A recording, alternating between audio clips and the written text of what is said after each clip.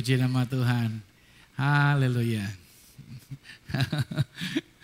Salah satu value yang ada di Zion adalah family. Jadi artinya kita adalah keluarga.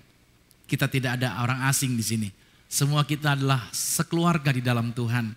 Dan kita ingin agar keluarga kita semuanya bisa mengalami seperti yang kita alami, dalam artian sebagaimana Tuhan melawat kita. Kita rindu orang-orang di sekitar kita juga mengalami lawatan yang sama. Itu sebabnya 2024, puji nama Tuhan saudara. Sekarang kita sudah ada di bulan yang baru. Kita sudah ada di minggu yang pertama di bulan Juli. Kasih tepuk tangan buat Tuhan yang sudah membawa kita. Setengah perjalanan tahun 2024 sudah kita lewati. Dan sekarang kita ada di bulan yang ke-7. Saya berdoa buat saudara, bulan Juli, bulan yang penuh berkat buat saudara.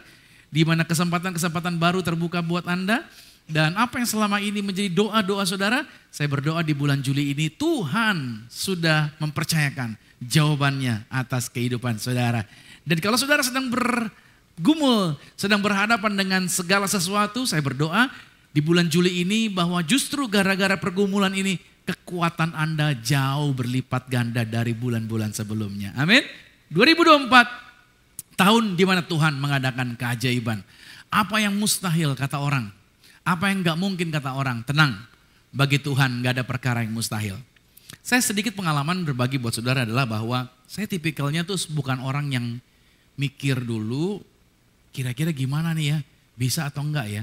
Saya tuh selalu gini saudara, kalau Tuhan kasih sukacita, kalau di dalam diri saya ada dorongan yang kuat, walaupun tampaknya sulit, saya majuin, saya jalanin. Karena itu sebuah petunjuk kuat, bahwa Tuhan mau saya bergerak di area itu. Dan dari sejak saya bertobat tahun 98 sampai dengan hari ini, saya gak pernah melihat Tuhan mempermalukan saya. Walaupun terkadang ada sikap saya, ada kemauan saya yang mungkin berdasarkan maunya saya sendiri. Mungkin menurut beberapa orang berkata, saya terlalu nafsu dan lain sebagainya, terlalu mau sendiri. Tapi dalam tindakan kesalahan pun tetap ada penyertaan Tuhan yang membuat saya bisa melewati itu semua. Makanya kesulitan-kesulitan yang saya hadapi, level-level yang saya hadapi, itu justru membuat saya semakin melihat bahwa Tuhan itu Tuhan yang hidup, Tuhan itu Tuhan yang luar biasa. Terbukti dari waktu saya menikah, biasanya orang mau menikah, tunggu punya uang dulu yang agak banyak gitu ya. Punya ini dulu, punya ini dulu, punya ini dulu. Akhirnya ini menurut saya, karena tunggu, akhirnya kelamaan gitu saudara. Akhirnya gak jadi, putus gitu saudara. Karena nunggu. Nah saya tuh pacaran 2 tahun, after that langsung kita married. Walaupun istri saya punya list, kalau saya married sama kamu, kamu mesti siapin 1, 2, 3, 4, 5, 6, 7 gitu. Saya iyain aja gitu, walaupun saya gak punya. Tapi dalam perjalanan Tuhan berkati saya dan Tuhan mampukan dari saya punya anak pertama gitu ya. Itu Tuhan kasih bagaimana yang pikiran saya gini, kalau punya anak di rumah sakit berapa.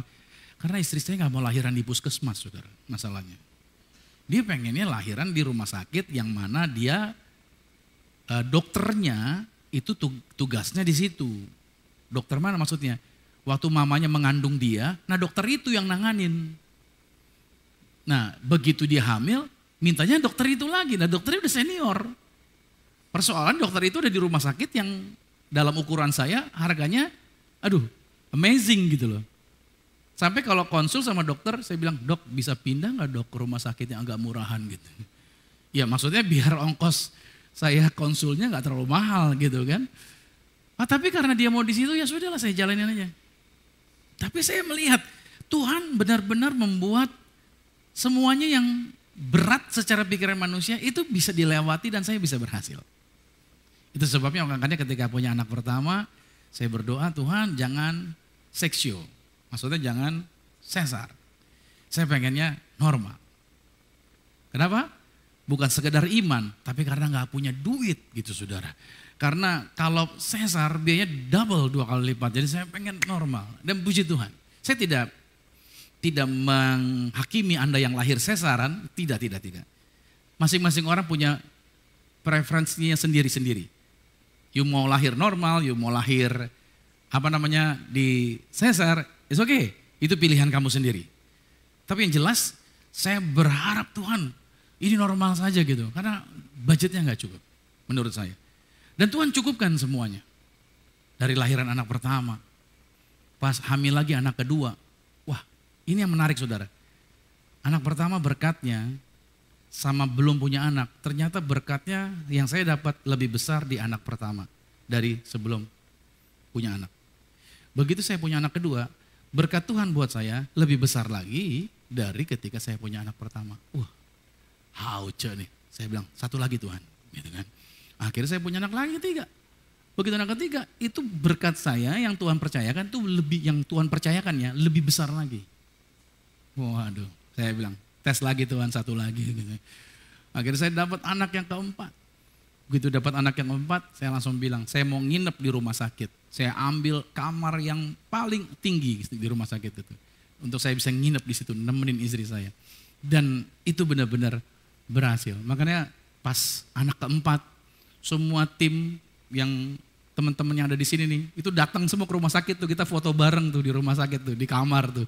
Kita foto bareng semuanya, teman-teman, ada anak babynya juga. Jadi, wah saya membuktikan bahwa, oh yeah, amazing.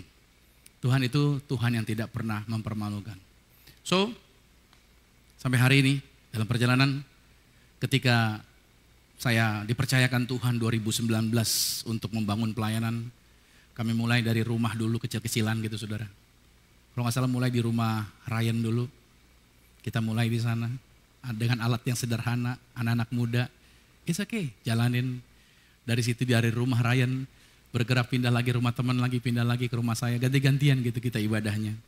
Habis itu kita mulai bisa sewa ruko di Moi, satu ruangan isinya maksimal 35 atau 40 orang. Problemnya lagi ibadah, tiba-tiba airnya turun tidak terkira. Jadi jalur air pipa tuh ada yang bocor gitu saudara. Jadi sambil ibadah tuh ada ember gitu. Fotonya ada. Jadi benar-benar teman-teman tetap mereka suka cita. Semua jalanin, ayo kita tetap pelayanan. Kita bikin sebulan 2 kali di situ.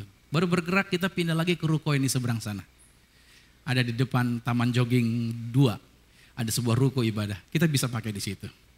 Tapi belum hari Minggu, semuanya masih hari biasa. Berjalan waktu, baru kita akhirnya setahun hari Jumat kita ibadah di ruko itu. Dan kita bikin acara Natalan di KKG, di Klub Kelapa Gading. Kita bikin Natal di sana. After that kita baru start hari Minggu di tahun 2020 di Mall Arta Gading. Berjalan waktu saudara, 1-2 bulan Januari, Februari, Maret datang pandemi, kita online. Akhirnya gereja kita online lagi. Ya udah kita di-online kan, maksudnya di-online kan, semua gereja di-online kan. Udah, kita online ibadah, jadi kita nggak lanjut di sana. Kita stop selama online dan baru tahun 2022, sejak tahun 2020 Maret. 2022 barulah Tuhan bawa ke sini. Saya ketemu dengan pengelola dan mereka mempercayakan. Sebenarnya kata pengelola gedung ini, tempat ini sebenarnya tidak pernah menerima untuk buat sermon atau buat servis ibadah hari Minggu. Tidak menyewakan. Tapi saya nggak janji kata dia. Dan ketika kita masuk ke sini kata Tuhan bawa, saya bersama istri ketemu, kita berdoa. 2-3 hari kemudian kami dapat informasi ternyata positif. Tempat ini bisa dipakai. Dan gereja bisa pakai tempat ini. Luar biasa. Maka dari tahun 2022 kita dipercayakan sampai hari ini. Kita bisa pakai ruangan ini setiap hari minggunya. Kita bisa beribadah dengan luar biasa. Amin. Tuhan yang bawa saudara. Tuhan yang bawa semua keajaiban-keajaiban ini. Dan satu kabar baik lagi kita terus berdoa. Adalah apa? Hari Sabtu kemarin. Saya ditelepon, hari Jumat kemarin. Saya by phone sama pengelola dan pengelola menginformasikan kepada saya bahwa Zion Church yaitu bisa pakai gedung ini sampai akhir Juli. Wajah saudara langsung berubah. Jadi kemungkinan dikatakan oleh mereka tidak sebut tanggal, Tapi kemungkinan di bulan Juli gedung ini tidak bisa lanjut because mereka mau rubah jadi kantor ini semuanya. Mereka mau jualan private office yang isinya tiga ruangan, satu ruangan tiga. Kata mereka itu lebih cuan. Kalau beginian kurang cuan, itu menurut mereka. Ya sudah, saya bilang nggak apa-apa. Tapi dia belum kasih tahu tanggal berapa. Tapi saya percaya dari perjalanan saya dari awal, terus Tuhan pimpin sampai kita diizinkan masuk ke sini, itu yang tadi saya bilang. Gak mungkin atau mustahil Tuhan bawa kita sampai ke titik ini hanya untuk gagal. Amin. I don't know, tapi Tuhan punya jawaban. Roma 8:28, Tuhan turut bekerja dalam segala sesuatu untuk mendatangkan kebaikan. Jadi saya percaya di bulan Juli ini, berarti Zion akan masuk tempat yang harusnya levelnya lebih tinggi lagi dari tempat ini. Haleluya. Puji nama Tuhan. Memang ikut Tuhan itu ajaib. Ikut Tuhan itu dahsyat cara kerjanya. Tapi yang paling penting untuk saudara dan saya pikirkan adalah bahwa hidup ini bukan tentang diri kita. Tapi hidup ini tentang bagaimana menghidupi rencana Tuhan atas hidup kita. Iblis ingin kita keluar dari rencananya Tuhan. Tapi Tuhan ingin kita masuk kembali ke dalam rencana awal yang dia telah tetapkan untuk Adam dan Hawa. Adam dan Hawa gagal, tetapi Tuhan Yesus membuktikan di dalam dirinya sebagai manusia, dia bisa menunjukkan dia berhasil untuk mentaati Tuhan. Jadi kalau saudara bicara mengenai Yesus ada dua sisi. Sisi dia sebagai Tuhan yang kita sembah, sisi dia sebagai manusia yang mencontohkan manusia yang sesungguhnya. Amin. Jadi kita jangan hanya melihat Yesus sebagai Tuhan. Ya, dia Tuhan yang kita sembah. Betul. Tapi juga dia adalah manusia yang ada di dalam daging pada waktu ada di bumi. Dan dia mau menunjukkan kerendahan hati. Dan dia taat kepada perintah Bapa untuk menuruti setiap rencana-rencana Tuhan untuk dia kerjakan. Nah, anak-anak Tuhan, kita orang Kristen harusnya bisa melihat apa yang Yesus buat dalam sisi kemanusiawiannya, itu pun harusnya bisa kita lakukan. Paham dulu di sini. Seringkali kita berkata bahwa kita menjadi seperti Yesus. Yesus berkuasa, saya juga berkuasa. Yesus mengikat setan, saya juga bisa mengikat setan. Yesus membuat mujizat, saya juga bisa membuat mujizat. Good. Tapi di sisi kemanusiawiannya, Yesus bisa mengampuni mereka yang telah menganiaya. Jawaban kita apa? Ya, saya kan manusia biasa, pastor. Tadi satu sisi kita bisa menjadi sama seperti Yesus. Tapi di sisi manusiawi kita berkata, ya kalau itu saya nggak bisa, itu mah Tuhan Yesus. Yesus Tuhan. Enggak, ini Yesus sebagai posisi manusia. Saya sudah bilang, sisi manusiawi sama sisi ilahi. Bilang amin dulu nih. Ya kan? Di sisi manusiawi inilah yang Yesus mau contohkan untuk Anda dan saya. Itu sebabnya saudara yang dikasih Tuhan, kita perlu memahami bahwa sejak kita hidup di bumi, sebenarnya kita sudah harus memikirkan perkara-perkara kekekalan. Bukan nanti ngomongin kekekalan, saat ini. Kekal itu berbicara mengenai hidup kita menjadi orang-orang yang terpaut terus-menerus dengan Tuhan. Yesus dalam sisi kemanusiawiannya, dia telah mencontohkan bagaimana dia taat, bagaimana dia tunduk, bagaimana dia melakukan seluruh kehidupannya bukan mengenai dia, tapi mengenai Tuhan agar melalui perbuatan hidupnya orang-orang bisa diselamatkan. Itu yang dia kejar. Mari kita buka Filipi pada pasal 2. Judul hari ini berbicara mengenai prototype ya saudara ya. Judul yang saya bawakan hari ini bicara mengenai prototype. Jadi ingat baik, Yesus ini prototype. Contoh yang dapat kita ikuti. Contoh teladan, ini final. Jadi ibarat prototype itu ibarat sebuah produk yang akan menjadi guide untuk produk-produk lainnya harus dengan standar produk prototype ini. Itu dia.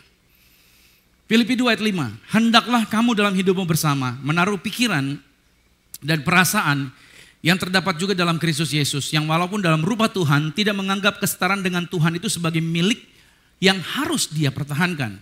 Melainkan Yesus telah mengosongkan dirinya sendiri dan mengambil rupa seorang hamba dan dengan keras, sama-sama katakan apa? menjadi sama dengan sisi manusia. Good. Dan ayat yang 8, dalam keadaan sebagai apa? Bukan sebagai ilahi Tuhan, tapi sebagai manusia. Yesus telah merendahkan dirinya dan taat sampai mati, bahkan sampai mati di kayu salib. Yesus itu 100% dia human dan juga dia 100% juga ilahi. Dan disinilah makanya seringkali orang Kristen keder, mereka hanya lihat sisi Yesus sebagai Tuhan. Tapi tidak belajar sisi Yesus sebagai manusia. Makanya banyak orang Kristen yang berkata bahwa ya saya cuma manusia biasa. Yesus juga manusia. Dia telah menunjukkan di dalam ayat ini taat sampai mati, bahkan dia merendahkan dirinya. Itu loh. Nah, kekristenan itu adalah mencontoh ini, yaitu prototipe ini. Kekristenan itu bukan berbicara mengenai tentang diri kita, tapi mengenai tentang Tuhan punya rencana. Adam dan Hawa itu diciptakan sebagai manusia, sebagai prototipe. Prototipe itu Adam dan Hawa sebenarnya. Tapi Adam dan Hawa gagal. Jadi manusia-manusia lain yang akan memenuhi bumi, kan Tuhan berkata gini, beranak cuculah, bertambah banyaklah. Nah, manusia-manusia nanti yang akan memenuhi bumi itu punya standarnya harus sama dengan Adam dan Hawa. Nah, problemnya Adam dan Hawa gagal. Ketika mereka gagal, maka ini yang terjadi. Mereka menulari seluruh manusia. Sehingga semua manusia tidak mengikuti standar kebenaran yang tadinya adalah rindu mencari Tuhan, berkomunikasi dengan Tuhan. Lihat deh Adam dan Hawa deh. Awal-awalnya sebelum jatuh dalam dosa. Mereka selalu menunggu menanti-nantikan Tuhan. Tapi begitu mereka jatuh dalam dosa, mereka bersembunyi, mereka takut. Habis itu yang terjadi, Adam menyalahkan Hawa, Hawa menyalahkan ular. Mereka tidak lagi menjadi pribadi yang kompak. Mereka saling menyalahkan. Dan mereka kehilangan kemampuan-kemampuan hebat yang Tuhan percayakan.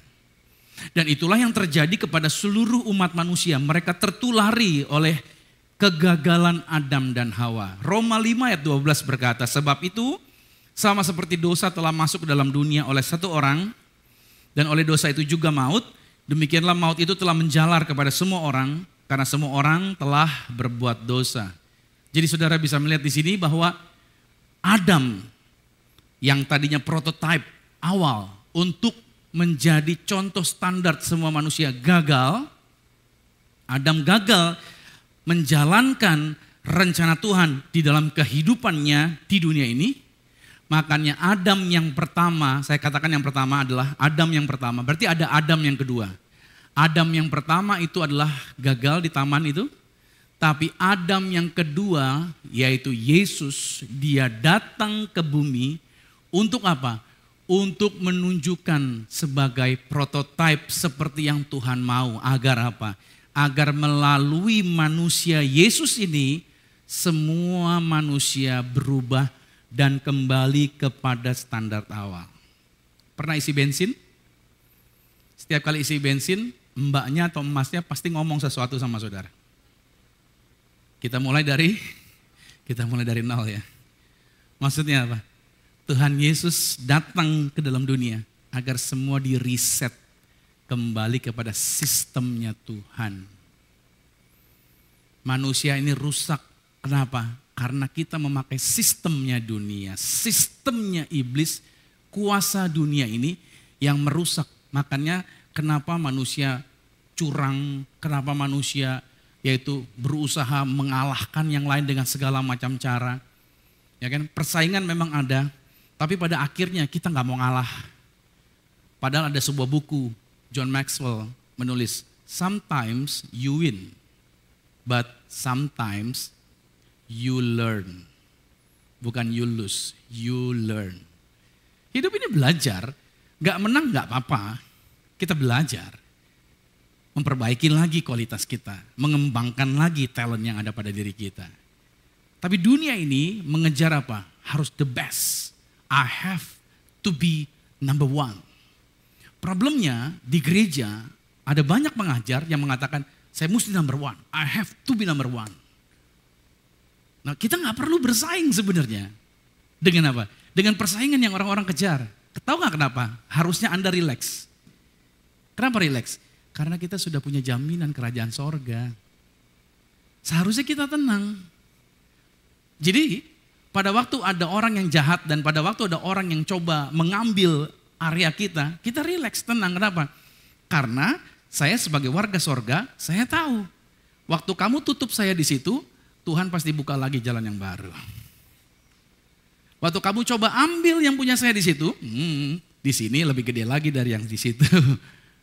Anda nggak bakal berkata kurang ajar, dia ngambil milik saya. Awas ya, saya balas segala macam. Itu maunya setan.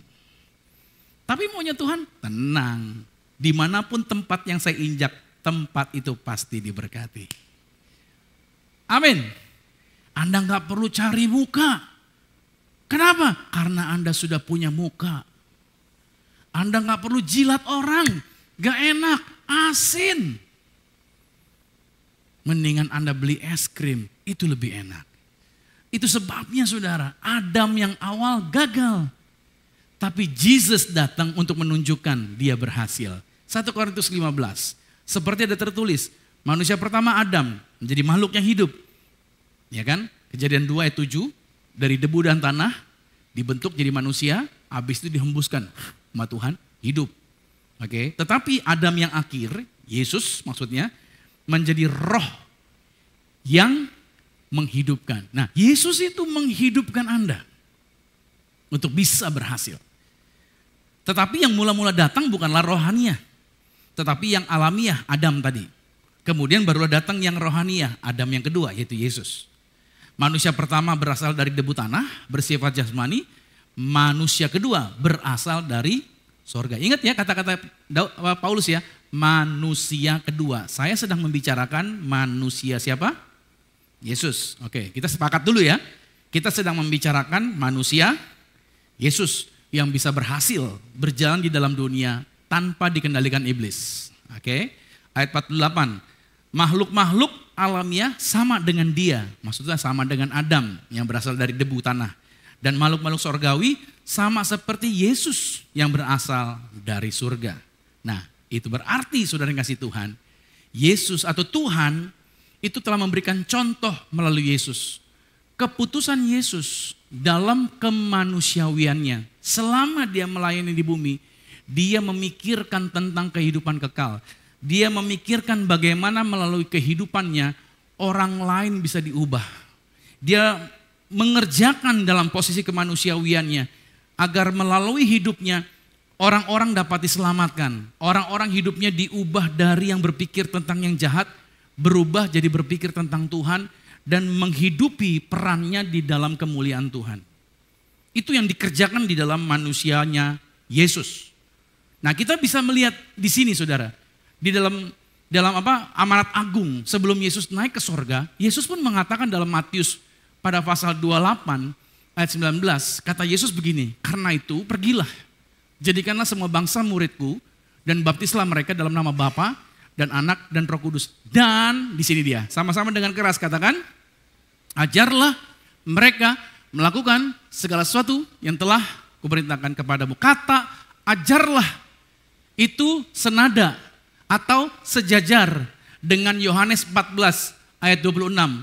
Pada waktu Roh Kudus datang, dia akan mengajarkan kepada kamu, dia akan mengingatkan kamu, dan dia akan memberitahukan kamu tentang firman Tuhan.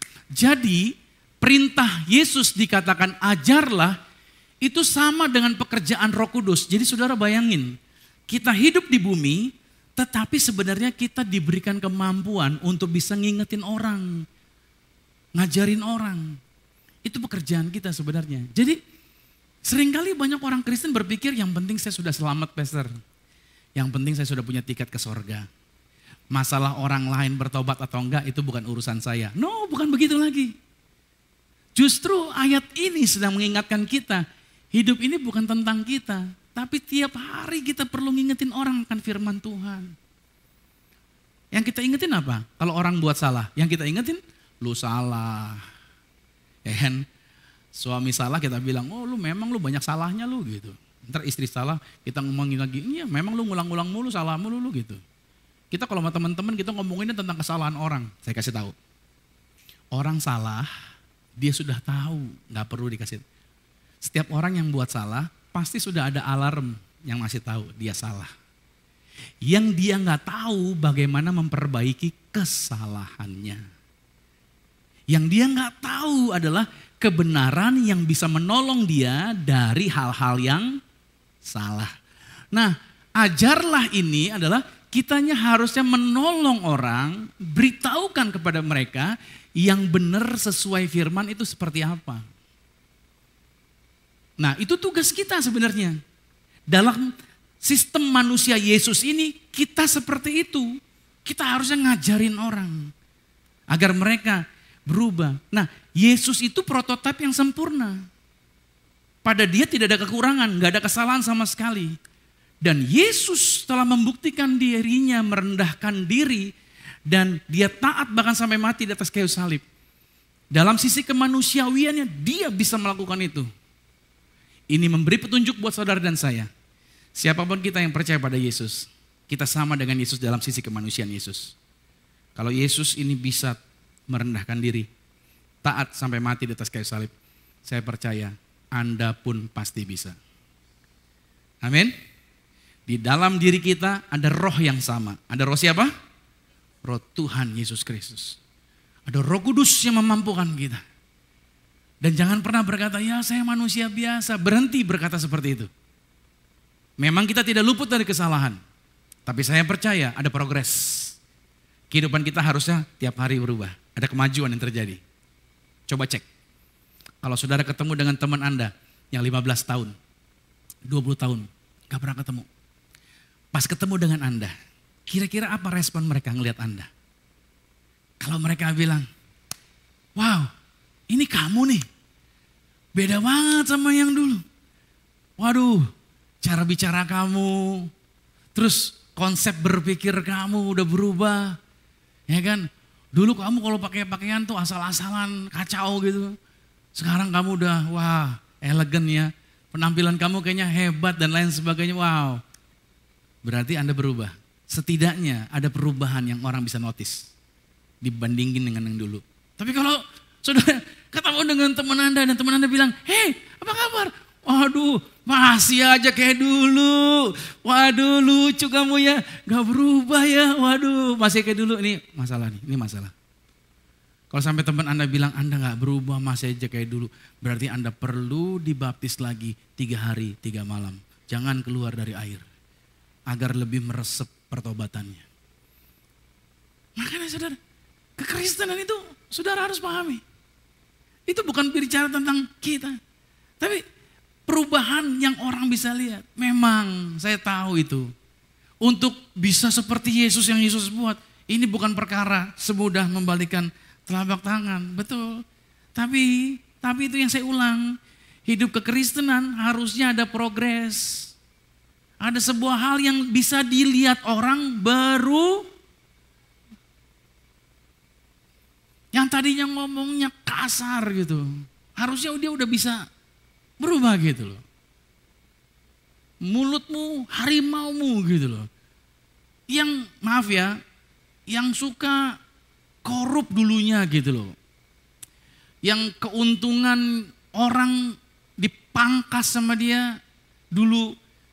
Ketika dia bertobat, memang orang ketika dibaptis Islam bertobat, bukan berarti dia langsung keluar dari air, ngomongnya haleluya, haleluya. Enggak. Dia baru secara roh. Ingat ya, manusia ada 3. Tubuh, jiwa, roh. Pada waktu kau lahir baru, yang baru ini nih, rohnya. Oke. Tapi tubuhnya belum, jiwanya belum. Jadi roh, tubuh, jiwa.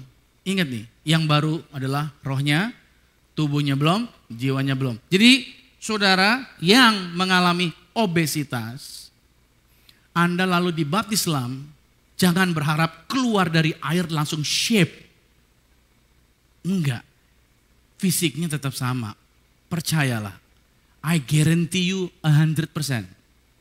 Oke, Lalu Anda yang keluar dari air baptisan, apa jiwa Anda, jiwa itu isinya apa? Pikiran, kehendak, hati nurani. Apakah kebiasaannya langsung berubah? Enggak, belum. Itu perlu apa? Itu perlu proses. Kesepakatan dengan Tuhan. Saya pengen gak obes lagi, gimana pastor? Lu makannya dijaga. Kalau udah malam, ayo berhenti. Terakhir makan jam berapa? Jam 6 atau jam 7, udah kelar. Terus yang lemak-lemak, hindari. Banyak olahraga. Berarti ada progres. Ada proses yang dijalanin sehingga tampillah progresnya. Sama, jiwamu juga begitu. Konsep berpikir kamu habis dibaptis bukan langsung jadi rohani gitu, enggak. Apa yang tukang tipu habis dibaptis Tuhan langsung, wah saya udah tinggal tipu lagi gitu, enggak. Itu perlu dididik dengan firman Tuhan, di-maintain sebagai manusia baru. Makanya di situ baru dia bisa mengalami kemajuan, perubahan-perubahan. Nah itu yang saya mau katakan. Kehidupan kekristenan, perubahan yang terjadi atas diri kita, itu akan membawa perubahan buat orang lain. Sesungguhnya kita dipanggil Tuhan, live loud tema kita di bulan Juli ini, itu berkata apa? Bahwa kehidupan kita bisa mempengaruhi orang lain untuk berubah. Saudara, kalau hidup ini tentang kita, kamu stres. Tapi kalau hidupmu mikirin bagaimana orang lain terberkati, bagaimana orang lain hidupnya bisa berubah, Anda akan merasa hidup yang diberkati.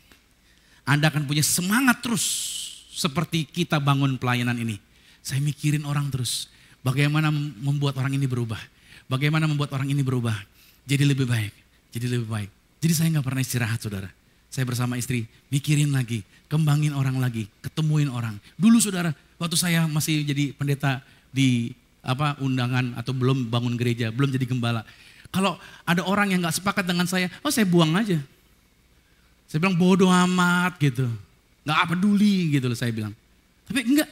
Begitu saya belajar kebenaran, semakin didewasakan di dalam iman. Saya jadi mengerti, oh tidak. Saya harus kembali. Manusia Yesus tujuannya bukan tentang diri kita. Tapi tujuannya bagaimana hidup kita jadi dampak membawa orang lain untuk mengalami perubahan. Saudara mau memikirkan tentang diri sendiri? Atau hidupmu memikirkan tentang orang lain berubah? Itu pilihan Anda. Tapi hari ini saya mau ajak saudara, bagaimana caranya agar kehidupan kita dapat membawa perubahan bagi orang lain. Langkah-langkah ini akan menjadi penolong buat saudara. Apa saja langkahnya untuk kita dapat membawa dampak positif, perubahan ke arah yang lebih baik. Apa saja langkahnya agar kita bisa dapat membawa perubahan bagi orang lain. Setidaknya ada 50 tips yang akan saya bagikan. Oh banyak banget pastor. Oh ya oke deh. Saya singkat, 20? Masih kebanyakan. Oke dah, ikutin aja ya. Kita masih ada waktu 2 jam lagi. Oke, puji Tuhan. Nah, enak saudara duduk, saya berdiri ya. Oke. Nah, ini dia yang pertama. Bagaimana caranya agar kehidupan kita dapat membawa perubahan bagi orang lain. Yang pertama adalah ini. Menjadi teladan dalam kehidupan sehari-hari. Artinya gini, firman yang Anda terima itu dihidupi. Jangan jadi catatan. Jangan cuma tersimpan di handphone atau di gadget saudara. Firman itu harus dipraktekkan. Makanya dikatakan menjadi teladan dalam kehidupan sehari-hari. Saya khotbah begini, saya punya juri di rumah, ada 5. Ya kan, ada istri saya, ada anak saya yang pertama, anak saya yang kedua, anak ketiga, anak yang 4. Kalau saya khotbah tidak sesuai prakteknya di rumah, mereka akan bersuara, katanya pendeta gitu. Wow, gak aman buat saya gak aman. Itu sebabnya kehidupan kita kalau ingin jadi berkat untuk membawa perubahan buat orang lain, kita harus jadi teladan dalam kehidupan kita sehari-hari. Saudara kalau masuk di depan, di foyer, ada gambar apa? Values. Nah ini values yang kami pajang di depan. Ada 7. Yang kalau kami gabung, huruf depannya saja yang diambil, itu disebut dengan I, Heart, Family. Tuh. Jadi values-nya Zion adalah I, Heart, Family. Pada waktu pajang ini, istri saya bilang sama saya, ingat ya, kamu taruh di depan bukan jadi pajangan, tapi buat dilakukan, gitu ini. Bukan keren-kerenan, biar kelihatan gerejanya eksis gitu ya. Wah, ada value-nya loh, sama kayak gereja-gereja lain. Enggak, jadi harus dipraktikan. Saya harus berintegritas, Saya nggak boleh belang, nggak boleh abu-abu. Integritas itu berbicara bahwa di kegelapan sekalipun nggak ada orang yang lihat, saya harus tetap A, ya tetap A gitu loh saudara. Berintegritas, honoring, saya harus menghormati semua orang bukan karena dia punya sesuatu. Enggak, hormati, hargai semua orang sama. Excellent, kalau bisa kasih yang terbaik kenapa harus yang biasa-biasa? Iya, accepted. Orang dari latar belakang yang berbeda-beda, mungkin masa lalunya buruk, jangan dihakimi. Gereja ibarat bengkel, terima. Saya belajar menerima orang dalam berbagai kekurangan. Relevan, nyambung, nggak kaku, nggak jadi hamba Tuhan yang kaku. Lu nggak sejalan sama gue, nggak bisa gitu. Enggak, relevan. Bagaimana kita bisa menjangkau orang dalam perbedaan yang ada. Teamwork, nggak mau bekerja sendiri tapi belajar bekerja sama. Misalkan saya khotbah, saya ada panduan di belakang yang mengatakan ABCD segala macam, saya dibatasi oleh waktu dan lain sebagainya. Ya udah, saya ikuti. Dan family, kita belajar apa? Semua adalah keluarga. Nah, berarti saudara, Matius 5 pada ayat yang ke-16 berkata, demikianlah hendaknya terangmu bercahaya di depan orang, supaya mereka melihat perbuatanmu yang baik dan memuliakan Bapamu yang ada di sorga. Jadi, untuk kita bisa membawa perubahan buat orang lain, hidupi dulu firman itu di dalam diri kita. Lakukan, praktekkan. Orang akan bisa melihat perubahan yang ada pada kita. Lalu yang kedua adalah apa? Bersaksi dengan kasih. Ayo, kalau engkau ingin orang lain berubah, bersaksi. Ada 2 instrumen yang terlibat di dalam bersaksi dengan kasih. Bersaksi dengan perbuatan atau tindakan, bersaksi dengan perkataan. Bersaksi dengan tindakan itu saudara, misalkan saudara mengambil bagian dalam pelayanan. Itu sebagai apa? Sebagai karya Anda menunjukkan iman Anda. Praktekkan di dalam apa? Di dalam pelayanan. Di dalam kepedulian Anda. Kasih yang tulus, ikhlas, praktekkan. Itu yang disebut dengan bersaksi melalui tindakan. Orang bisa melihat perubahan dalam hidup Anda pada waktu Anda melakukan kebaikan. Perbuatan kebaikan. Bagaimana kalau ada teman yang datang? Guys, pinjam 100. Biar silaturahmi tidak terputus gitu. Biasanya kan suka banyak orang begitu kan. Kira-kira apa yang harus Anda lakukan dengan seperti itu? Saya mau sampaikan sama saudara, bersaksi bukan hanya melalui tindakan, tapi juga perkataan. Anda boleh, mujizat apa yang sudah terjadi atas hidup Anda? Bagaimana Tuhan berkarya atas hidup Anda? Yuk bersaksi, tapi dengan lembut. Jangan maksa. Suka-sukanya orang Kristen kalau bersaksi, saya mengalami lawatan Tuhan. Saya pada waktu sakit, saya berdoa dan mujizat Tuhan terjadi. Ya kan, kalau kamu sakit sekarang, kamu masuk rumah sakit, kamu kurang iman. Wah, itu orang Kristen gitu tuh. Kamu kurang iman. Ya kan, makanya kamu lemah sampai hari ini. Harusnya kita bersaksi bukan dengan menghakimi, tapi ceritakan bagaimana Tuhan melawat hidup kita, bagaimana Tuhan bekerja. Karena setiap orang levelnya tidak sama. Ada orang yang belum sampai ke kapasitas Anda. Dan dia perlu waktu.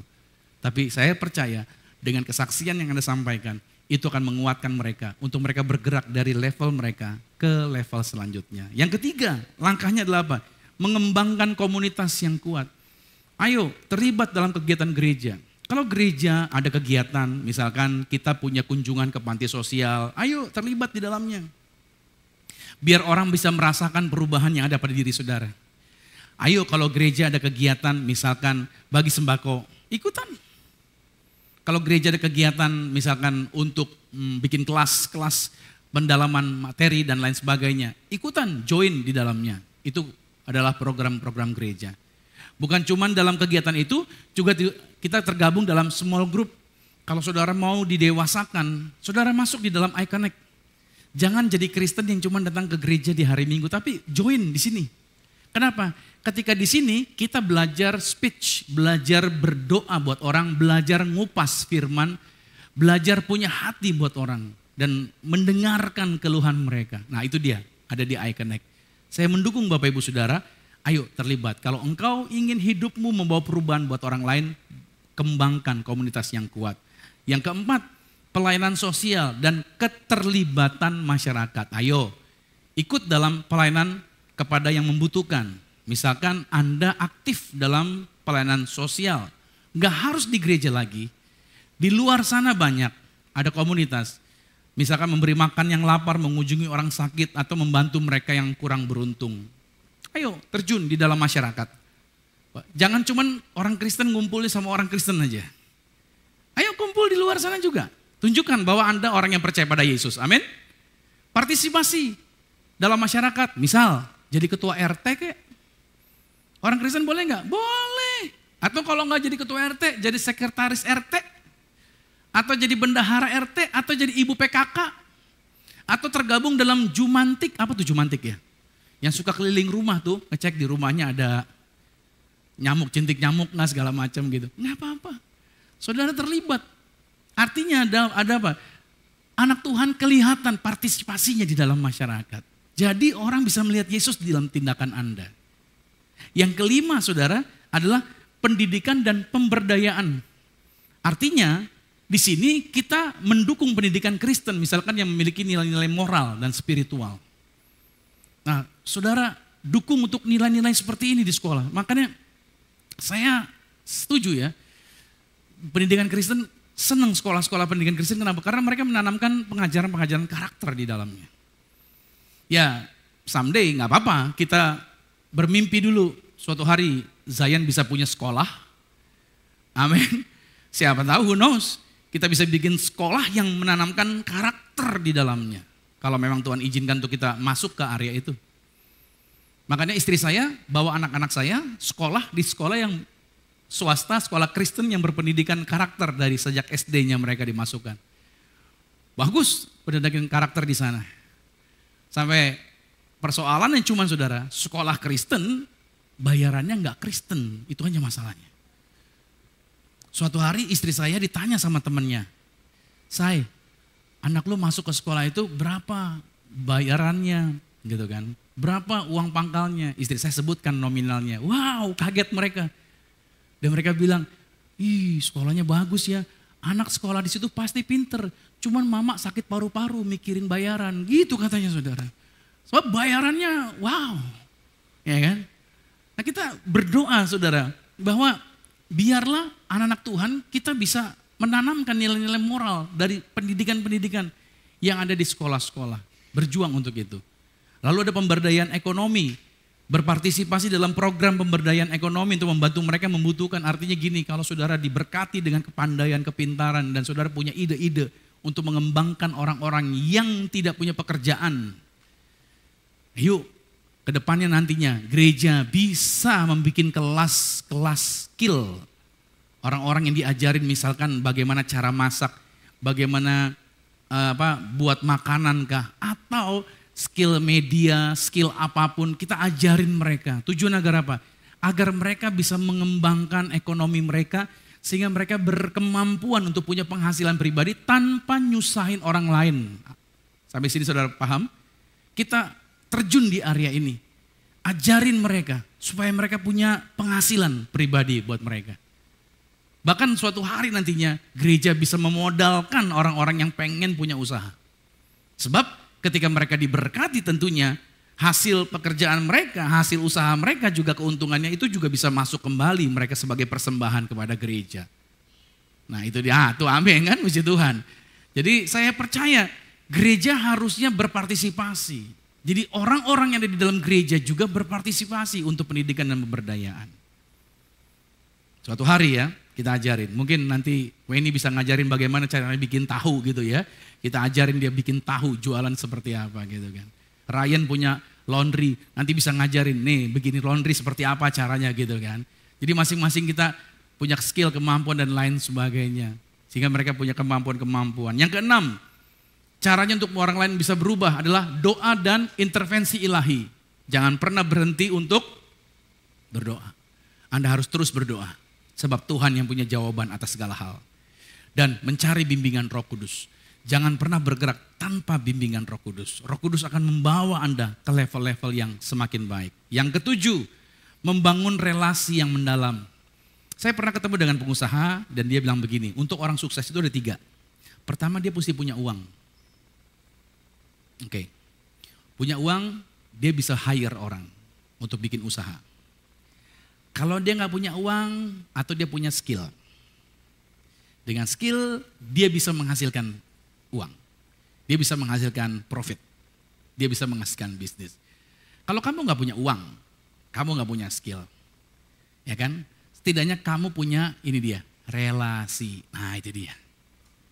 Ini relasi penting nih ternyata nih. Dari ketiga ini sebenarnya relasi penting nih. Kenapa?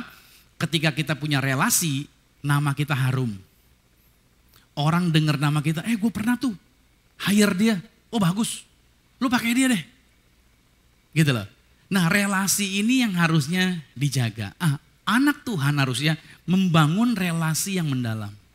Dengan cara apa? Coba deh, kalau ngobrol sama orang, itu mendengar dengan hati, not just by your ears. Seringkali kita dengerin orang cuma dengernya, sekedar aja. No. Mendengar dengan hati itu memberi perhatian dan ada empati di situ. Makanya kenapa orang ngobrol sama saya seneng. Karena saya dengerin mereka. Saya nggak banyak ngomong, dengerin dulu. Mata saya ngeliatin terus. Nah orang itu didengar, itu seneng. Kenapa? Karena kebutuhan orang hari ini adalah pengen didengerin. Dia pengen cerita. Konselor yang baik pada waktu situasi konseling, perbincangan antara konselor dengan konseli, cara yang efektif adalah pada waktu konseli menceritakan masalahnya, konselornya dengerin aja. Pada waktu konselornya dengerin aja, ternyata masalah si konseli sudah selesai at least 50%. Jadi kalau istrimu lagi ngomel, bapak-bapak dengerin aja. Dia lagi mengeluh, dengerin aja. 50% sudah solve masalah dia. Makanya kalau istrimu lagi ngomel tentang pembantu, ini pembantu nih udah ngerusakin setrikaan sampai 3 kali nih, rusak terus. Capek gue nih, gara-gara dia nih membantu. Nah saya sarankan sama para suami, jangan kasih ide apapun. Jangan bilang, kalau itu kita laki-laki ya, udah pecat aja, ganti yang baru. Percayalah, istrimu akan berkata apa? Lu enak, pecat. Nanti gak ada pembantu, gua yang jadi pembantu, lu enak. Nah lu, ambles lu laki-laki, ambles. Jadi sebaiknya kalau istri lagi komplain, denger aja. Oh gitu ya. Oh makanya kalau istri saya lagi mengeluh, oh gitu. Iya nih Pi, capek nih mami nih, urusin pembantu gini. Gitu. Oh gitu. Begitu saya selesai, dia langsung bilang, makasih ya Pi udah dengerin mami. Nah gitu saudara, udah solusi itu. Dia cuma perlu denger aja, jawabannya gitu doang, gitu aja. Itu selesai, masalah udah selesai itu ya, haleluya. Nah membangun hubungan yang kuat. Dalam relasi itu perlu membangun hubungan yang kuat. Investasikan dalam hubungan yang sehat. Hubungan yang sehat ya, hubungan yang sehat itu jangan menghakimi kalau temanmu salah. Hubungan yang sehat itu jaga.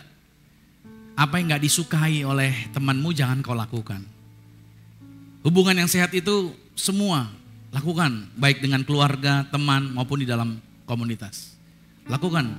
Ketika engkau membangun relasi yang mendalam, engkau bisa membawa perubahan buat orang lain. Dan yang terakhir saudara, menerima dan mengasihi semua orang. Sama-sama katakan menerima. Katakan mengasihi semua orang. Artinya apa? Kalau mengasihi orang tuh jangan diskriminasi. Jangan pilih-pilih. Dia gak baik sama gue. Gitu kan. Waktu itu gue minta tolong sama dia gak tolong. Enggak. Udah. Jadikan dirimu sebagai orang yang tidak diskriminasi. Jangan melihat latar belakang orang itu. Status sosialnya. Atau apa keyakinannya. Jadilah orang yang bergaul dengan baik. Amin. Jangan cuma mikirin dirimu sendiri. Yang penting tentang diri saya sendiri. No. Ingat ya. Manusia Yesus itu, dia bukan cuma mikirin diri dia. Tapi bagaimana hidupnya bisa menghidupi orang-orang yang bersama-sama dengan dia. Amin. Hidup ini sometimes gak semua orang sepakat dengan kita. Hidup ini sometimes gak semua orang harus sependapat dengan kita. Tapi biarlah engkau menjadi orang-orang yang bisa menerima dan mengasihi semua orang. Miliki juga yang berikutnya toleransi dan pengertian. Mungkin engkau memberi ide sama seseorang, tapi idemu gak diaksep. Jangan kecewa. Ketika idemu gak diaksep, jangan langsung gue gak mau kasih ide lagi, malas lah. No. Jangan punya pikiran seperti itu. Tapi saudara tetap jaga, mungkin saat ini belum mau, nanti deh. Perlu waktu untuk memberikan pendapat sama dia. Tetap punya hati yang terbuka untuk mau belajar dari orang lain. Nah, saya simpulkan, ke-8 ini adalah situasi manusia Yesus yang dia lakukan dan dia bisa. Kalau Yesus bisa melakukan ini dalam posisi manusiawinya, saya percaya orang-orang yang percaya pada Yesus, Anda juga pasti bisa melakukannya. Amin. Tuhan membuat Anda berhasil untuk bisa melakukan ini. So, ada sebuah tulisan dari Joel Osteen. Joel Osteen berkata bahwa kalau fokus kamu untuk menjadi berkat, maka pastilah Tuhan akan memastikan bahwa kamu akan selalu diberkati dalam segala kelimpahan. Orang kalau fokusnya ingin jadi berkat, gak mungkin hidupnya gak diberkati. Setuju gak nih? Tapi kalau fokusnya hanya tentang dirinya dia, itu sebabnya kenapa engkau kekurangan. Itu sebabnya kenapa engkau gelisah. Itu sebabnya kenapa engkau stres. Karena engkau hanya memikirkan tentang dirimu. Tapi coba rubah. Engkau belajar untuk memikirkan orang lain untuk jadi berkat. Seperti manusia Yesus. Maka otomatis berkat Tuhan berlimpah dalam hidupmu. Kasih tepuk tangan yang meriah bagi Tuhan Yesus Kristus. Let us pray. Terima kasih Tuhan untuk firman yang boleh kami terima. Kami percaya janji Tuhan. Kami percaya pertolongan Tuhan gak pernah berhenti atas hidup kami. Tuhan yang membawa kami bergerak. Menjadi orang-orang yang bersuara, menjadi orang-orang yang berbicara, menyampaikan kebaikan Tuhan kepada orang-orang sekitar kami. Biar orang-orang bisa melihat Yesus hidup di dalam diri kami. Biarlah orang-orang bisa melihat bahwa kami adalah orang-orang yang belajar dari Yesus. Mengikuti teladan Yesus, mencontoh dari Yesus. Dan orang-orang melihat perbuatan, orang-orang melihat perkataan kami. Orang-orang melihat konsep berpikir kami, mereka bisa melihat dan merasakan Yesus yang ada di dalam diri kami. Aku berdoa, setiap anak-anak Tuhan yang hadir hari ini, menjadi garam, menjadi terang, membawa dampak. Agar dari satu orang bertobat, seisi rumahnya pasti diselamatkan. Entah keluarga, entah orang tua mereka, entah saudara-saudari mereka, itu bisa dijumpai dan diselamatkan. Kami percaya Tuhan, janji Tuhan tidak pernah salah. Kebaikan Tuhan tidak pernah berhenti atas kehidupan kami. Kami telah menerima firman ini. Dan kami percaya, kami tidak berjalan sendiri. Tapi ada Yesus yang selalu menemani, yang menguatkan kami. Terima kasih Tuhan buat setiap bagian firman yang telah kami terima. Di dalam satu nama yang hidup, di dalam nama Bapa, Anak dan Roh Kudus, dalam nama Tuhan Yesus. Kita semua yang diberkati sama-sama katakan, amin. Kita beri tepuk tangan yang meriah bagi Tuhan Yesus Kristus. Luar biasa firman Tuhan, kita yakin dan percaya saudara, kalau Yesus saja bisa mampu untuk menaklukkan sisi kemanusiawinya, tapi kita juga pasti bisa saudara. Orang-orang yang percaya kepadanya, Tuhan tidak pilih orang lain, tapi Tuhan pilih Anda dan saya untuk bisa minimal kita berdampak bagi keluarga kecil kita, orang-orang sekitar kita, dan saya yakin dan percaya kita lebih lagi bisa serupa dengan Kristus dan kita bisa memuliakan nama Tuhan dimanapun kita berada. Boleh kita berikan tepuk tangan sekali lagi untuk Pastor Romi Matulesi yang telah menyampaikan firman Tuhan. Sama-sama kita siapkan hati dan pikiran kita mau masuk ke dalam perjamuan kudus.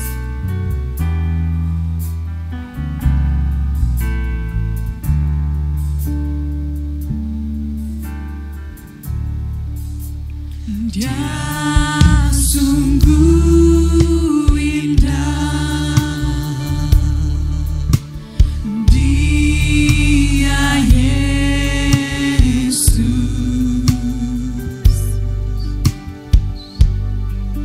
Dia ajaib.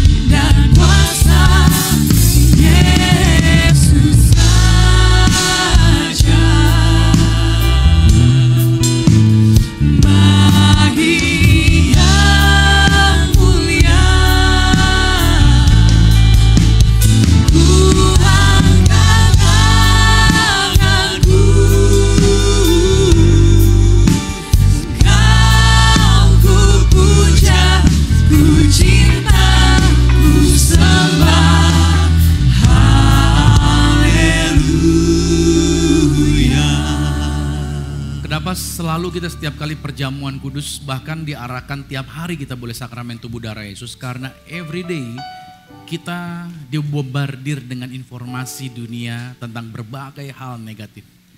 Suatu hari saya membaca sebuah buku dari seorang hamba Tuhan, yaitu Andrew Wommack. Dia di situ mengambil sebuah kutipan dari seorang hamba Tuhan, saya lupa namanya, hamba Tuhan senior. Dari sejak istrinya meninggal, maksudnya hamba Tuhan senior ini, dia itu tiap hari dia kerjanya hanya membaca firman dan baca firman. Suatu hari dia selalu pelayanan mujizat. Suatu hari datang jemaat 2 orang mau masuk rumah dia. Bolehkah kami masuk? Kata mereka pasangan suami istri. Si hamba Tuhan berkata, silakan masuk. Kalian berdua boleh masuk, tapi surat kabarnya tinggalin di luar. Gitu saudara. Ekstrim sekali memang. Tapi apa yang saya ambil poinnya adalah bahwa di dalam surat kabar ada banyak hal baik enggak? Pasti. Tapi di dalam surat kabar juga ada begitu banyak hal buruk juga di sana. Poinnya adalah setiap hari kita, bukan hanya hal baik, tapi begitu banyak hal buruk yang kita terima. Dari media sosial, serangannya lebih banyak lagi. Dan bayangin saudara, Anda diserang dengan berbagai pikiran berita buruk. Apa enggak mungkin pikiranmu enggak mikirin? Apa enggak mungkin hatimu bertanya-tanya tentang berita buruk itu? Misalkan tentang kadar oksigen, kadar udara yang kurang baik. Kepikiran enggak sih di saudara, kalau keluar rumah, gua kena sakit enggak ya? Batuk enggak ya? Radang enggak ya? Dan lain sebagainya. Kepikiran enggak sih waktu dolar naik 16 ribu something, dan belum turun dan lain sebagainya. Kira-kira saudara kepikiran enggak? Gimana usaha? Gimana ntar buat hidup dan lain sebagainya. Nah itu sebabnya kenapa Anda dan saya terima tubuh darah Yesus, agar setiap hari kita diingatkan bahwa yang jamin hidup kita bukan kabar dunia ini. Yang jaminkan hidup kita bukan perkataan orang. Yang jaminkan hidup kita adalah Yesus yang tidak pernah berubah. Dari dulu sekarang sampai selama-lamanya. Kalau dia sudah berjanji, dia menyertai kita sampai kesudahan zaman. Dia tidak pernah berhenti dan tidak ada perubahan. Dia tidak berubah, tidak stop penyertaannya. Kalau dia sudah bawa Anda keluar dari satu titik, masuk ke titik selanjutnya, maka Tuhan tidak pernah cancel. So hari ini saudara, kalau ada kelemahan tubuh, perkatakan oleh bilu-bilu Yesus kalau saudara disembuhkan. Engkau berkata bahwa tanganmu diberkati. Kau diangkat naik ke level-level selanjutnya. Walaupun ada tantangan yang berat, jangan gentar, jangan takut. Ada Tuhan Yesus yang membuat kita pasti berkemenangan. Dan dia ada bersama dengan saudara. Pada waktu engkau mengangkat roti ini menjadi tubuh Kristus. Pada waktu engkau mengangkat anggur ini di darah Yesus. Kau ada di dalam Yesus. Yesus ada di dalam saudara. Iblis gak punya kuasa atas hidup Anda. Mulut Anda bisa melepaskan perkataan kuasa. Mari kita angkat rotinya. Dengan iman sama-sama katakan, dalam nama Yesus. Inilah roti yang telah turun dari surga. Inilah tubuh Tuhan Yesus Kristus. Tubuh yang tergantung di atas kayu salib. Yang memberikan kami bersama dengan keluarga kehidupan yang kekal di dalam kerajaan sorga.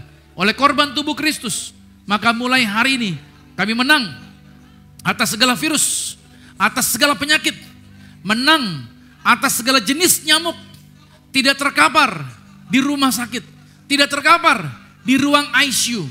Kami punya umur panjang dan tidak sakit-sakitan. Dalam nama Tuhan Yesus, inilah roti yang turun dari surga, inilah tubuh Tuhan Yesus Kristus. Mari kita makan Bapak Ibu Saudara, inilah tubuh Tuhan Yesus.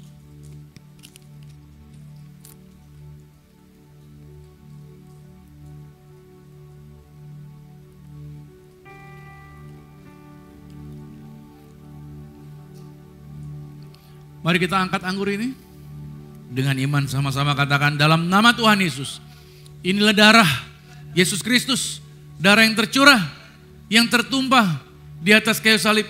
Sebagai perjanjian yang baru dan yang kekal. Oleh korban darah Yesus. Maka mulai hari ini kami dijaminkan sebagai warga sorga. Punya rumah di surga. Punya rumah di bumi. Tidak mengembara. Selalu dijagai. Pasukan malaikat sorgawi. Aku tolak kuasa gelap, roh jahat, setan iblis, dilumpuhkan, dihancurkan. Kami punya iman, doa kami diberkati berhasil. Yang kami minta, yang kami doakan di dalam karir, bisnis, proyek, usaha, studi, pelayanan kami diberkati lipat kali ganda dari berkat tertinggi yang pernah kami raih. Dalam nama Yesus, inilah darah Yesus Kristus. Mari kita minum darah Yesus.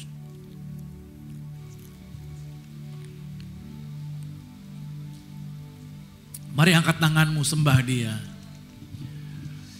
Sambutlah Yesus. Buka hatimu, izinkan Dia pimpin hidupmu. Tinggikan Yesus. Hanya Dia yang kita hormat dan puji. Beri Dia hormat, pujian dan kuasa. Yesus Raja. Bagi yang mulia, bagi yang mulia, ku angkat tanganku, ku angkat tanganku. Kau ku puja, ku cinta, ku sembah. mari kita beri tepuk tangan yang meriah bagi Yesus Tuhan. Sambutlah Yesus. Tinggikan namanya. Tinggikan Yesus. Oh, beri Dia hormat. Beri Dia hormat, pujian dan kuasa. Yesus Raja. Bagi yang mulia, kami angkat tangan kami sembah-Mu Tuhan. Ku angkat tanganku, Kau ku puja, ku cinta, ku sembah. Haleluya. Hanya Kau yang kami puja. Kau ku puja, ku cinta, ku sembah. Kembali katakan, Kau ku puja, ku cinta, ku sembah. sekali lagi. Kau ku puja, ku cinta, ku sembah.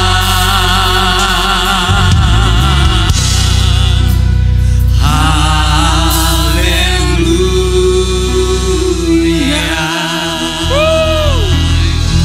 Kasih sorak-sorai bagi Yesus Tuhan. Haleluya. Thank you Lord. Terima kasih Tuhan, Kau luar biasa. Di tangan kami ada minyak urapan Tuhan yang memberi perintah. Maka murid-murid diperintahkan mengusir setan dan juga menyembuhkan orang sakit. Kami mengangkat dalam nama Tuhan Yesus, inilah minyak urapan. Setiap tetesnya punya kuasa mengusir setan, dan setiap olesnya punya kuasa mendatangkan kesembuhan ilahi. Dalam nama Tuhan Yesus Kristus, inilah minyak urapan. Anda boleh teteskan atas kepala saudara. Maka setiap pot, setiap botol ini dalam nama Bapa, Anak dan Roh Kudus, dalam nama Tuhan Yesus, inilah minyak urapan. Setiap anak Tuhan yang bawa minyak ini, mereka mengalami mujizat kesaksian yang baru dalam nama Tuhan Yesus.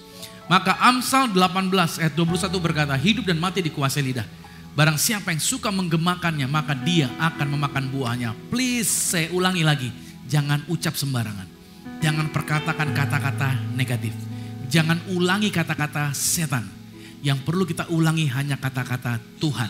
Ucapkan kata-kata berkat ini, dan itu yang akan terjadi bagi hidup kita. Bersama-sama dengan saya katakan, saya diberkati, berkelimpahan, telah ditebus, telah diampuni, dibenarkan, diurapi, disempurnakan, diberi kuasa, hidup dalam kasih karunia, berharga, aman, sehat, penuh kemuliaan, fokus pada Yesus, disiplin, percaya diri, pandai cerdas. Saya diciptakan segambar dan serupa Yesus untuk menggenapi setiap panggilan dan tujuannya atas hidup saya. Di dalam nama Yesus, amin. Terjadilah doa orang benar bila dengan yakin didoakan sangat besar kuasanya. Bulan Juli bulan yang diberkati, tangan-tangan mereka diberkati. Sebagai ucapan syukur, kami akan bawa korban syukur. Apa yang kami korbankan di ladang Tuhan, kami tidak pernah kekurangan. bahkan diberkati dalam kelimpahan yang luar biasa. Terpujilah nama Tuhan. Dalam nama Yesus, yang percaya diberkati, sama-sama dengan saya katakan, amin. Kasih tepuk tangan lagi bagi Tuhan Yesus. Silakan duduk kembali, kita bawa korban syukur kita.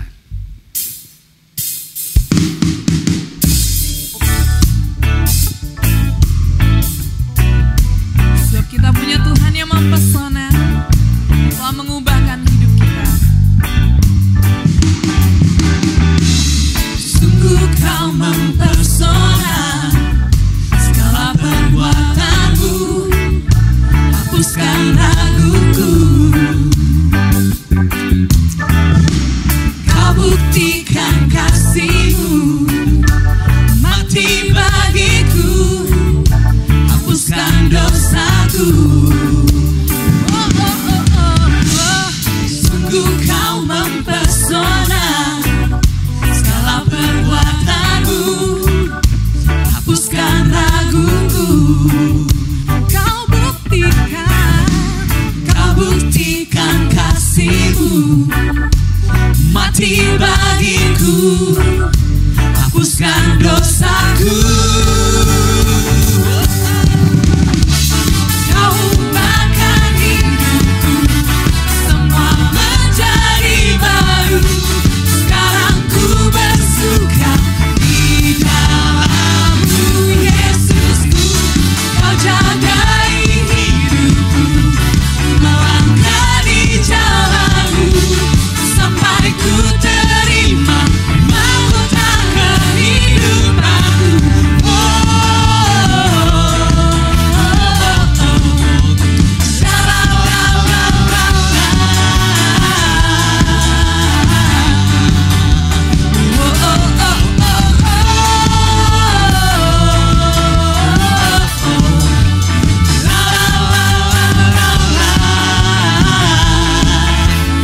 mahkota kehidupanku. Kasih tepuk tangan bagi Tuhan. Terima kasih buat persembahan syukur Bapak Ibu Saudara, dan Tuhan Yesus memberkati kelipatan kali ganda bagi setiap saudara. Ada beberapa sedikit informasi tentunya tentang iConnect yang selalu kami kampanyekan. Kami merindukan bahwa saudara ayo tertanam di dalam iConnect, dalam small group, agar saudara terlatih menjadi dewasa dan terbangun. Saudara menjadi berkat buat orang lain, belajar mendoakan orang, belajar berani untuk mengupas firman juga, karena ada panduan-panduan yang akan memudahkan Anda di dalam kegiatan iConnect ini. Bahkan juga segala kebutuhan Anda, informasi apapun yang ada yang saudara butuhkan, yang akan minta dilayani dari gereja, dari iConnect ini, saudara akan langsung terakomodasi. Jadi saya percaya bahwa ini bukan sekedar kumpul, tetapi ini adalah sebuah kegiatan untuk mendewasakan iman, dan kedewasaan saudara juga terpantau oleh leaders yang ada di sana. Lalu kami juga mengundang bagi Bapak Ibu Saudara untuk mari join dalam pelayanan bersama-sama dengan kami di Zion Church. Join volunteers kami. Ada setiap bagian-bagian yang saudara bisa ikut terlibat di dalamnya. Semakin saudara melayani, artinya saudara sebagai bukti kasih Anda dalam tindakan perbuatan ada di dalam pelayanan. Ayo, saya percaya saudara dikasih skill. Anda pasti ada talenta. Tuhan pasti kasih karunia kepada saudara. Dan itu bisa dipakai untuk jadi berkat bagi orang lain. Lalu kunjungi juga our social media, baik itu yang ada di Instagram, baik juga ada Facebook ataupun di TikTok kami. Jadi saudara silakan follow our social media, sehingga kegiatan-kegiatan gereja, updatean terbaru, apapun yang ada di sana, Anda bisa ikuti perkembangan-perkembangan yang ada di dalamnya. Dan kita percaya bahwa melalui sosial media kita, itu akan bisa menjangkau lebih banyak orang. Dan jangan lupa saudara boleh like, share, dan komen our ibadah online kami, yaitu setiap hari Sabtu pagi jam 5.30, yaitu I Start with Jesus. Saudara kalau dapat linknya share, kepada teman-teman Anda via WhatsApp kah, saudara, atau via email kah, kasih tahu kepada setiap mereka. Ada yang di luar negeri juga ikut menyaksikan acara ini, agar mereka diberkati before mereka start hari mereka di hari Sabtu pagi itu. Mereka terlebih dahulu duduk diam di bawah kaki Tuhan. Cuman 30 menit, di dalamnya sudah ada pujian penyembahan, sudah ada firman Tuhan, lalu ada perjamuan kudus, ada pengurapan minyak, dan ada doa profetik, doa bersama-sama memberkati kehidupan kita. Wow, komplit saudara. Mungkin cuman Zion Church yang bikin ibadah pagi ada sakramen perjamuan kudusnya. Mungkin cuman Zion, mungkin ya. Tapi itu menjadi berkat buat Bapak Ibu Saudara, diingatkan kembali akan segala sesuatu yang Yesus telah sediakan. Amin. Terus doakan gereja ini, kita percaya bulan Juli bulan yang diberkati. Amin. Siapa yang percaya bulan Juli bulan yang diberkati? Karena bulan Juli adalah bulan di mana saya menikah sama istri saya. Jadi pasti bulan yang diberkati Tuhan. Amin. Jadi percayalah, kasih karunia Tuhan, kasih yang luar biasa. Let us pray, mari kita bangkit berdiri, kita akan akhiri, kita closing. Tuhan, terima kasih buat setiap berkat yang Tuhan sediakan. Terima kasih buat setiap jaminan yang Tuhan sediakan. Kami percaya bahwa anugerah Tuhan, kebaikan Tuhan, pertolongan Tuhan itu berlimpah atas kehidupan kami. Maka tidak pernah sia-sia perjalanan ini. Ini menjadi perjalanan yang indah, menjadi perjalanan yang hebat, menjadi perjalanan yang luar biasa. Kami berdoa buat Zion Church of Christ, berkat Tuhan ada atas Zion Church. Maka aku berdoa melepaskan berkat. Setiap teman-teman yang ada di Zion Church, dalam usaha mereka, dalam pekerjaan mereka, pasti diberkati berhasil. Maka aku melepaskan berkat berkelimpahan atas setiap proyek, atas setiap usaha, atas setiap berkat mereka. Di tangan mereka ada berkat yang berlimpah. Di tangan mereka ada mujizat yang berlimpah. Di tangan mereka ada keberhasilan yang berlimpah. Aku berdoa tantangan apapun yang sedang mereka hadapi, mereka tidak gentar, mereka tidak mundur. Mereka maju bersama Yesus dan keluar lebih daripada pemenang. Kami Zion Church, gereja yang Tuhan pimpin. Bukan kami yang punya, Tuhan Yesus yang punya.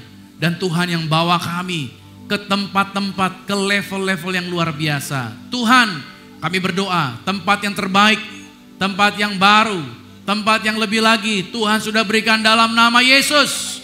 Kami percaya janji Tuhan dahsyat, janji Tuhan luar biasa. Kami hanyalah orang-orang yang berharap dan bergantung pada Yesus. Firman Tuhan berkata, diberkatilah orang yang menaruh harapannya kepada Tuhan. Mereka tidak akan pernah dikecewakan. Mereka seperti tanaman yang ditanam di tepi aliran air, yang selalu menghasilkan buah yang pada musimnya, yang tidak pernah mengalami kekeringan, yang daunnya tidak pernah layu. Kami percaya melalui pelayanan Zion Church ini kuasa Tuhan bekerja luar biasa. Terima kasih Tuhan buat gedung ini yang telah kami diizinkan pemakai sama hampir 3 tahun. Kami bersyukur telah dibawa sampai level ini. Kami percaya Tuhan segala kebaikan Tuhan telah kerjakan atas kehidupan kami. Kami percaya janji Tuhan, kami percaya kuasa Tuhan, kami percaya lawatan Tuhan. Setiap level yang kami jalani bagian daripada proses yang membuat kami terus percaya dan bergantung dan berharap hanya kepada Tuhan.